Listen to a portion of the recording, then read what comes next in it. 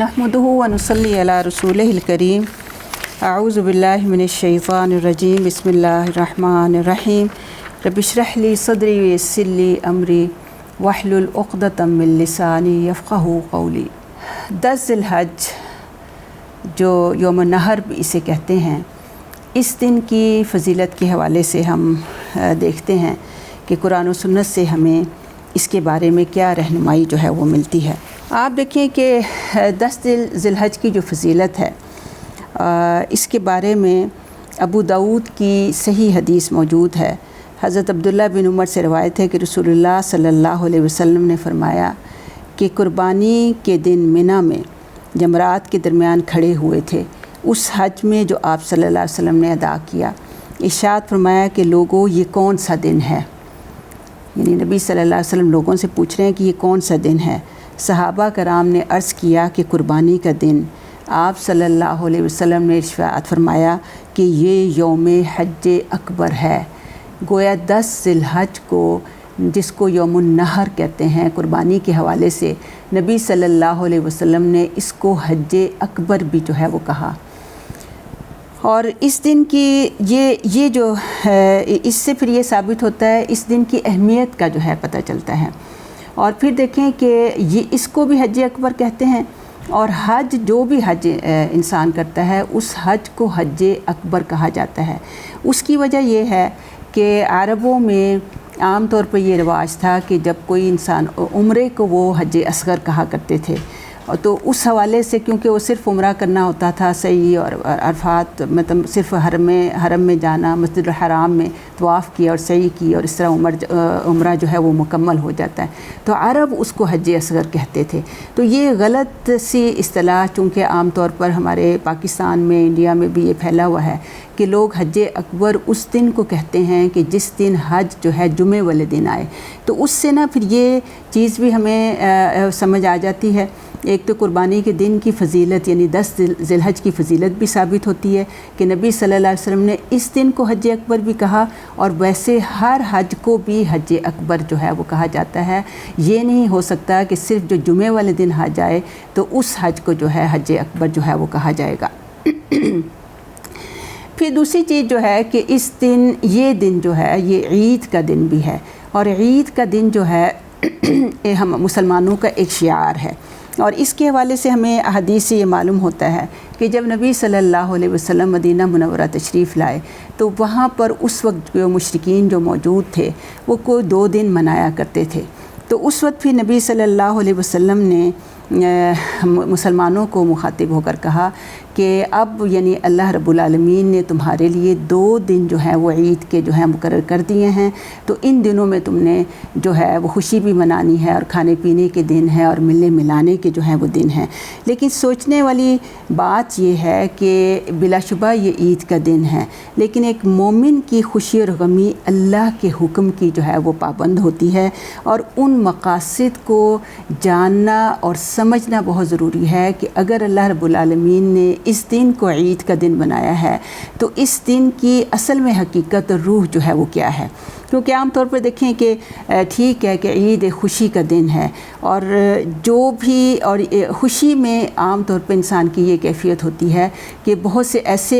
काम भी उससे सरजद हो जाते हैं जो अल्लाह की नाफरमानी के ज़ुमरे में आते हैं। तो इस वजह से हमने ये देखना है कि ईद के दिन की असल हकीकत जो है वो क्या है, और इसमें हमने किस तरीके से इस दिन को जो है वो मनाना है। तो इस दिन में देखें कि अगर ईद उल फ़ितर को हम देखते हैं तो ईद उल फ़ितर का दिन भी जो है अल्लाह ताला ने रमज़ान के बाद इस खुशी में मुसलमानों को दिया है कि इस महीने में कुरान नाजिल हुआ। गोया कुरान के आगाज़ के हवाले से हम ये खुशी जो है मनाते हैं। और फिर देखें कि ईद उल अज़हा जो आती है, जिसे कुर्बानी की ईद कहा जाता है, तो इस दिन की जो खुशी है वो भी जो है वो एक बहुत बड़ी कुर्बानी के साथ जो है इसको रखा गया है। यानी इस दिन का अगर हम तसव्वुर,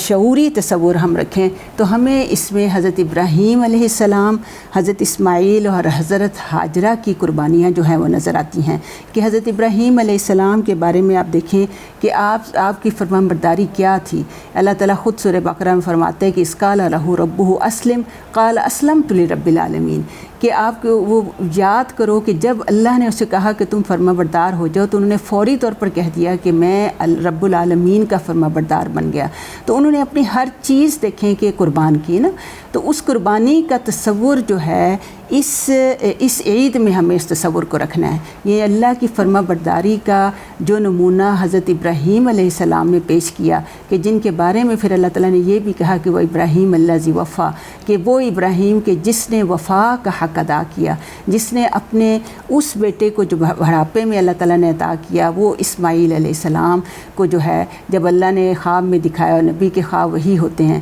تو آپ نے اپنے بیٹے کو قربان کرنے کے لیے جو ہے اللہ کے لیے تیار ہو گئے. تو حضرت ابراہیم علیہ السلام کی تو پوری زندگی ہمیں قربانیوں سے جو ہے قربانی ہی ہمیں نظر آتی ہے کہ جب انہوں نے کہہ دیا کہ انی وجہت وجہی للذی فطر السماوات والارض حنیفا وما انا من المشرکین، کہ میں نے اپنا چہرہ اس ذات کی طرف پھیر لیا ہے کہ جس نے زمین اور آسمان کو پیدا کیا ہے. تو پھر کوئی چیز ان کے راستے کی رکاوٹ نہ بن سکی. تو اس لیے اس دن کی اہمیت اس حوالے سے بھی یہ ہے کہ ہم نے بھی ان قربانیوں کو مد نظر رکھتے ہوئے حضرت ابراہیم علیہ السلام کے اس اسوہ کو ذہن میں رکھتے ہوئے اس دن کو اسی شان سے منانا ہے جو یہ دن جو ہے وہ تقاضا کرتا ہے. تو عام طور پہ خوشیوں میں مست ہو کر انسان اللہ تعالیٰ کی نافرمانی کرتا ہے. اس لیے ایک مومنانہ طرز عمل یہ ہے کہ ہم اپنی خوشیوں کو ان سارے مقاصد اور اس روح کا خیال رکھتے ہوئے جو ہے ہم رکھیں. عام طور پہ تو دیکھیں وہ علامہ اقبال کا ایک شعر ہے نا کہ رہ گئی رسم اذاں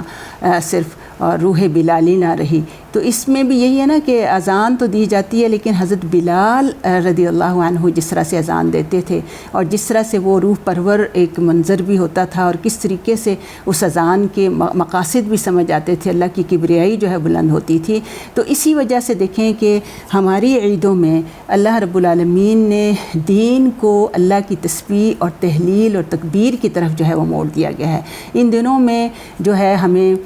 زیادہ تکبیر و تحلیل اور تسبیح اس لیے کہنی ہے کہ بندہ خوشی میں کہیں سرشار ہو کر اللہ کی نافرمانی نہ کرے. جب وہ اللہ اکبر کہے گا تو اللہ ہی کو بلند کرے گا، اللہ ہی کو بڑا جانے گا، تو وہ کیسے کوئی نافرمانی جو ہے وہ کر سکتا ہے. اور پھر یہ دیکھیں کہ اس دن کی اہمیت اس حوالے سے بھی ہے کہ جیسا کہ ہم نے پڑھا کہ عرفہ کے دن کی فضیلت میں کہ یہ دن جو ہے دین کی تکمیل اور افضلیت کا دن ہے. تو آپ دیکھیں کہ ہماری دوسری عید کا تعلق بھی قرآن کے ساتھ ہی ہے کہ پہلی عید قرآن کے آغاز کی وجہ سے اس خوشی میں ہمیں اللہ تعالیٰ نے یہ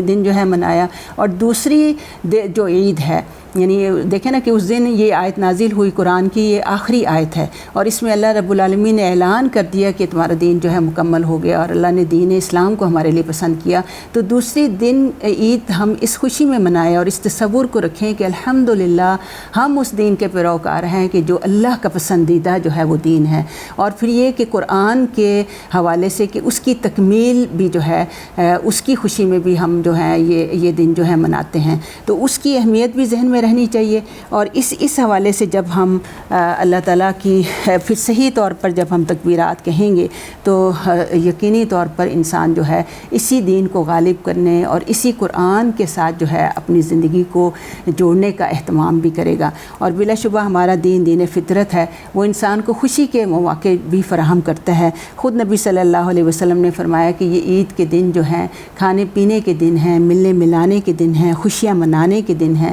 لیکن ان خوشیوں کو بریک اپ جو ہے اللہ تعالیٰ کی عبادت کے ساتھ دی ہے تاکہ خوشی کے ان لمحات میں انسان خوشی کے ان لمحات کو بھی اللہ تعالیٰ کی فرما برداری میں ہی گزارا جائے. تو پھر یہ خوشیاں بھی جو ہیں ان کے منانے کا حق بھی مسلمانوں کو پورا جو ہے وہ حاصل ہے. تو اس لیے 10 ذی الحج کی اہمیت اس حوالے سے بہت زیادہ ہے کہ ہمیں اس دن کو ان ساری چیزوں کو مد نظر رکھ کر منائیں گے تو انشاءاللہ اللہ رب العالمین جو ہیں ہمیں اس دن کی پوری فضیلت سے جو ہیں وہ نوازیں گے. اور پھر یہ کہ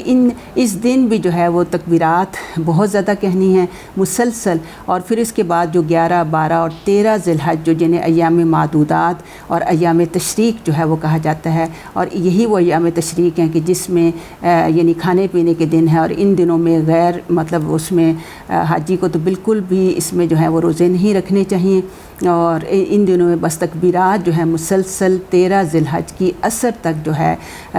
تسبیح تحلیل اللہ اکبر لا الہ الا اللہ واللہ اکبر اللہ اکبر کبیرہ والحمد للہ کثیرہ وسبحان اللہ بکرۃ واصیلا، یعنی مختلف تکبیرات اور سبحان اللہ والحمد للہ ولا الہ الا اللہ واللہ اکبر، درود شریف، اور اس طرح یہ ساری جتنی بھی